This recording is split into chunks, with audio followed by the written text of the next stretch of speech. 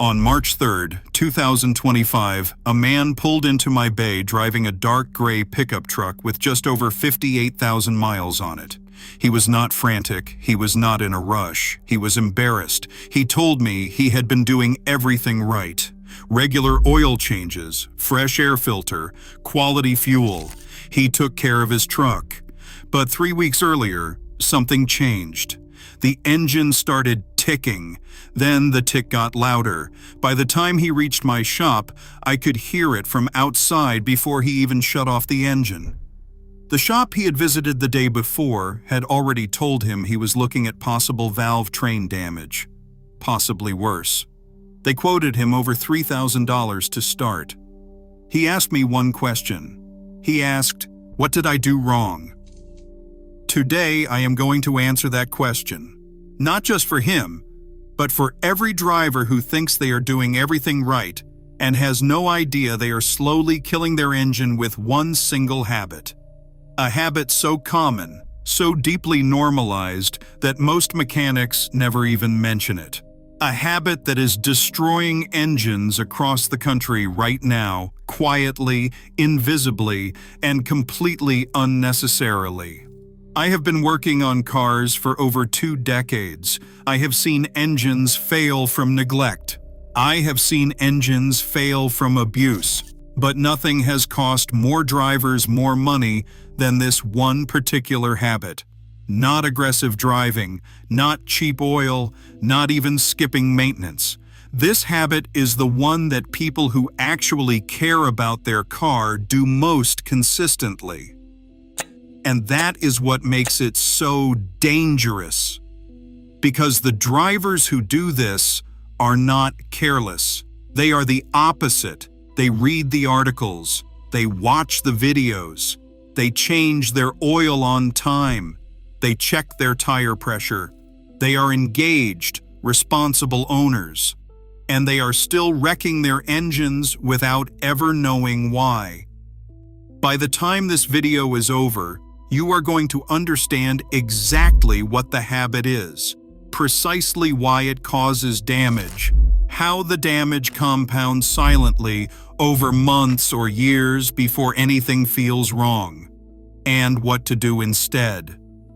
So your engine never pays the price for a mistake that should have never been yours to make in the first place. Let me start with that pickup truck because it tells the whole story perfectly. When I pulled up the service history on that truck, the oil changes were immaculate. Every 5,000 miles, same brand, correct viscosity. He even used a quality filter. Nothing about the maintenance record suggested neglect, but when I asked him about his driving routine, the pattern emerged immediately. Short trips, almost exclusively short trips. Work was 4 miles away. The gym was 2 miles away. The grocery store was 6 minutes round trip. He drove the truck every day, sometimes twice, sometimes 3 times, but almost never past 15 minutes in a single stretch. He looked at me like I had said something in a foreign language. "What does that have to do with anything?" he asked.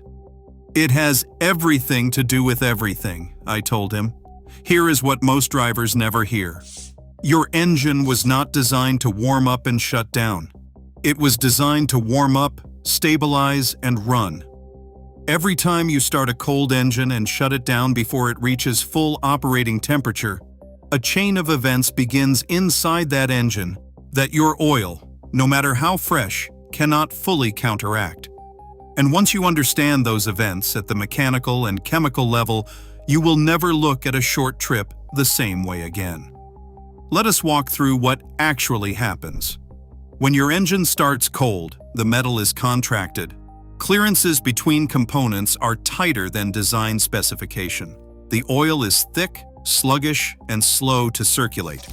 For the first 30 to 90 seconds of a cold start, critical surfaces inside your engine are running with reduced lubrication. The camshaft lobes, the valve lifters, the piston rings, the upper cylinder walls. All of it operating under high friction while the oil pressure builds and the oil film establishes itself. This is normal. Engines are engineered to handle this. The problem is not the cold start itself. The problem is everything that happens next when the drive is too short.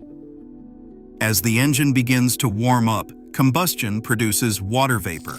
This is a natural byproduct of burning fuel. Under normal conditions, that water vapor heats up, exits through the exhaust system, and causes no harm. But when an engine is shut down before it reaches full operating temperature, that water vapor condenses. It settles into the oil. It collects inside the crankcase, the oil pan, and the valve cover, and it sits there until the next start. Once is not a problem. Twice is not a problem. But do this every single day for months, and the water content in your oil begins to accumulate. Modern oils have additives designed to handle moisture, but those additives are finite. They get consumed. Once they are overwhelmed, the water and oil begin to form something far more destructive, a milky, acidic sludge. This is not a theory. This is not a worst-case scenario. This is documented chemistry that engineers have studied since the early days of the internal combustion engine. Engine sludge from chronic short-trip driving is one of the most well-established failure mechanisms in automotive engineering, and it is almost entirely invisible from the outside until the damage is already severe. But water vapor is only part of the problem. Gasoline itself is the other killer. During a cold start, the engine runs rich. It uses more fuel than it needs, because fuel is also helping cool and control combustion during the warm-up phase. Some of that excess fuel, instead of burning cleanly, washes down the cylinder walls. It dilutes the oil film on the upper cylinder wall. It carries past the piston rings and enters the crankcase, mixing directly into your oil. This process is called fuel dilution. In small, controlled amounts on a properly warmed-up engine, it is manageable. The volatile fuel components evaporate out of the oil once the engine reaches temperature. The oil stays healthy and everything works as intended. But when the engine shuts down before reaching full temperature, that evaporation never happens. The fuel stays in the oil. The oil thins and its viscosity drops. The protective film it creates between metal surfaces becomes less reliable. On paper, your oil looks fresh. You are at 4,000 miles, well within your oil change interval. But the oil inside that engine is carrying a fuel load it was never meant to sustain. And the engine begins to wear faster than any oil change interval could compensate for. This is what happened to that pickup truck driver. Not once, not in a single dramatic event, but over thousands of short trips, mile by mile, start by start, the protective chemistry in his oil was overwhelmed by condensation and fuel dilution. Sludge began to form in low-flow areas, the oil passages in the valve train, the pickup tube screen, the narrow passages feeding the hydraulic lifters. The tick he heard was not coincidence. It was the sound of lifters starving for oil that should have been there, but was not. Now, here is where it gets even more uncomfortable. Most oil change intervals are calibrated for mixed driving. Highway miles, city miles, a combination. When manufacturers say 5,000 miles or 10,000 miles, they are assuming your driving patterns are averaged across different trip lengths and thermal cycles. The severe duty service interval, found in every owner's manual but rarely advertised by quick lube shops, specifically addresses short trip driving. It shortens the recommended oil change interval significantly, sometimes to half, precisely because the oil degrades faster under those conditions. Most drivers have never read that page of their owner's manual. Most shops never ask about driving patterns. They see the mileage, they see the date, they do the change, and they move on. But the damage is happening between oil changes, not because the oil is old, because the oil is compromised. There is also a thermal degradation problem that happens specifically to modern engines. High-performance engine oils contain a carefully balanced package of additives. They include dispersants that hold contaminants in suspension, detergents that clean metal surfaces, antioxidants that fight thermal breakdown, and anti-wear additives that protect metal-to-metal contact zones. These additives are designed to work at full operating temperature, typically around 195 to 220 degrees Fahrenheit in the coolant, and often higher in the oil itself. When an engine never fully warms up, those additives never fully activate. Instead, the oil cycles through partial temperature ranges repeatedly, and it fails to do the job it was designed to do. Deposits that would normally be cleaned and held in suspension by fully warmed oil begin to accumulate. Cylinder walls that would normally benefit from peak oil viscosity control run slightly underprotected. Over time, those small inefficiencies compound into real wear patterns. Direct injection engines are particularly vulnerable. Fuel is injected directly into the combustion chamber rather than through the intake port, so the intake valves never get a fuel wash to clean them. They depend entirely on the engine oil's detergency package and proper operating temperature to prevent carbon buildup. An engine that never fully warms up is an engine where those valves build carbon faster than the oil chemistry can counter. Drivers with short trip habits and direct injection engines are seeing intake valve carbon buildup at rates that used to require 150,000 miles and are now showing up at 40,000 or 50,000 miles. So what is the solution? Is it really as simple as taking longer drives? Yes and no. The correct answer is this: your engine needs to reach full operating temperature and stay there long enough to purge condensation, evaporate fuel dilution, and let the oil additives complete their protective cycle. Most engineers and technicians agree that a sustained drive of at least 15 to 20 minutes at operating temperature, not just total drive time, is the threshold that allows those processes to complete. If your daily driving genuinely consists of short trips, there are a few practices that significantly reduce the damage. First, if you can combine your short trips into one longer one even occasionally, do it.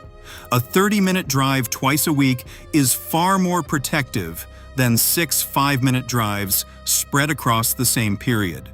Second, shorten your oil change intervals to reflect your actual driving conditions. If you are a short-trip driver, you should change your oil based on severe duty recommendations, which in many vehicles means every 3,000 to 5,000 miles, regardless of what the monitor says. Third, use a high-quality full synthetic oil. Full synthetics are more resistant to fuel dilution and moisture contamination than conventional oils. They hold their viscosity better under stress and maintain additive integrity longer. They will not eliminate the damage from chronic short trips, but they will significantly slow the progression. Finally, avoid letting your car idle to warm up as a substitute for a real drive. Idling heats the coolant, but does not generate the combustion temperatures or load conditions needed to properly purge moisture and fuel from the oil. A slow, gentle drive is far more effective than 5 minutes in the driveway. The driver with the ticking pickup sat quietly while I explained all of this. At the end, he asked one more question. Why did nobody ever tell me this? I did not have a perfect answer for him. I told him the truth. Shops do not always explain why, and driving habits do not show up in service records. The oil looks brown, it gets changed, the interval gets reset. Nobody asks if your commute is 2 miles or 30. Nobody connects the habit to the damage until the damage is already done. That is the problem this video exists to fix. The most expensive repair is the one that never had to happen. The one that cost thousands of dollars and caused real stress and real financial pain because of a habit that most people do not even recognize as a habit. It feels normal. It feels responsible. You are driving carefully, maintaining your car, doing everything right. But if every drive ends before the engine finishes what it started, you are not maintaining your engine. You are slowly consuming it, one short trip at a time. Before you get in your car tomorrow, think about the last week of driving. How many of those trips were under 10 minutes? How many of those engine starts ended before the temperature gauge fully settled? How often did you get exactly where you were going without the engine ever finishing its warm-up cycle? The answer might change how you think about what your engine is actually going through every day. If this opened your eyes to something your car never had a way to warn you about, hit like so more drivers see it before they end up in the same bay as that pickup truck owner. Subscribe if you want to keep getting this kind of real mechanic knowledge instead of the surface level stuff that keeps people guessing. And if you have ever dealt with sludge, a ticking lifter, or a shot engine that nobody could explain, leave it in the comments. Those stories matter because every one of them is a lesson someone else does not have to learn the hard way. Your engine is not invincible, but it is also not fragile. It just needs you to understand what it actually needs, and now you do.